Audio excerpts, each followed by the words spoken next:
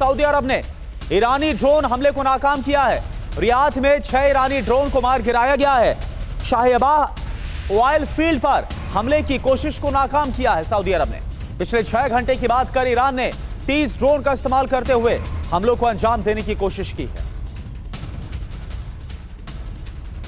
अब देखिए, ईरान के किन शहरों पर इजराइल और अमेरिका ने हमला किया, ये आपको मैप के जरिए हम अब समझाने की कोशिश करते हैं। देखिए, आवाज, बुशहर, कैरमनशाह, यज़्द, बंदर अब्बास, शिराज, इस्फहान, खुर्रमाबाद, तबरीज, वही अमेरिकी के सहयोगियों को ईरान लगातार ड्रोन और मिसाइलों के जरिए अटैक करके मार गिरा रहा है। इसके साथ साथ Oman, UAE, Qatar, Bahrain, Kuwait, Iraq, Saudi Arab, Jordan, Israel में भी लगातार हमले जारी हैं। उधर लेबनान से हिजबुल्लाह भी हमले कर रहा है, जिसके जवाब में इजराइल ने बेरूत में तबाही मचा रखी है।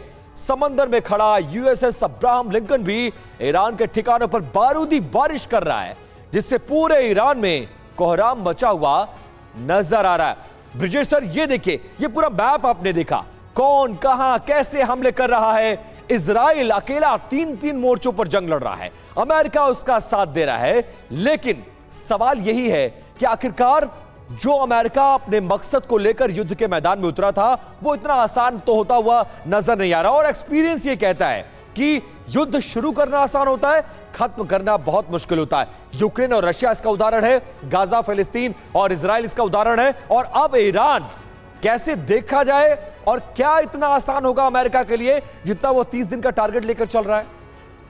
यही तो विडंबना है। क्या होगा, किस समय में होगा, और क्या अमेरिका अपने ऑब्जेक्टिव को पूरा कर पाएगा, या उसके पहले वो कोई फेस सेविंग डिवाइस से निकल जाएगा, ये कहना मुश्किल है। फिलहाल तो ये लग रहा है कि डोनाल्ड ट्रंप ने 30 दिन का समय मांगा है। दूसरी बात, मिलिट्री एंगल से देखते हैं तो इजराइल और अमेरिका, या अमेरिका और इजराइल की जो स्ट्रेंथ है वो ईरान से कहीं ज़्यादा है। Strength in terms of armament, weapons, missile, ships और एम्यूनिशन, जो ईंधन इस्तेमाल होता है और फ्यूल इस्तेमाल होता है, उसको प्रोड्यूस करने की ताकत उसमें ज़्यादा है। वहीं ईरान को देखते हैं तो वो एक्चुअली अकेला सा पड़ गया है। उसका जो मित्र देश है जो उसकी मदद कर सकता है वो रशिया है। रशिया खुद फंसा हुआ है और उसके पास में उस तरह की काबिलियत आजकल नहीं है। और दूसरा चीन है। चीन मदद करता है डिप्लोमेटिकली, सामान से आज तक उसने मदद करने की वो आशा दिखाई नहीं है। तो इस माहौल में देखेंगे कि एक तो एसिमेट्री है जो मदद करेगी इजराइल और अमेरिका को। दूसरी बात यह है, शायद ईरान के अंदर जो युवा लोग हैं, जो लोग यंग हैं और वुमेन फोक है, वो शायद मुस्लिम फंडामेंटल रूल से परे रहे होंगे और वो शायद इसमें कूद पड़े।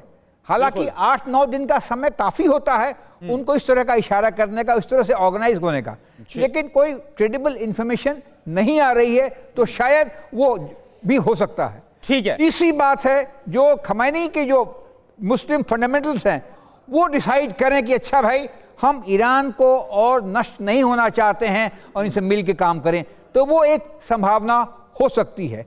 और एक और संभावना है, ईरान एक बड़ा देश है। बिल्कुल सर, ब्रजेश सर, तमाम जो संभावना है वो इस वक्त नजर आ रही है, लेकिन सवाल यही है कि क्या यह युद्ध शांत होता नजर आएगा, क्या इसकी कोई संभावना है?